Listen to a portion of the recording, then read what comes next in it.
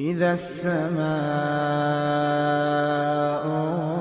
انفطرت وإذا الكواكب انتثرت وإذا البحار فجرت وإذا القبور بعثرت علمت نفس ما قدمت وأخرت. يا أيها الإنسان ما غرك بربك الكريم الذي خلقك فسواك فعدلك في أي صورة ما شاء ركبك. كلا بل تكذبون بالدين وإن عليكم لحافظين كراما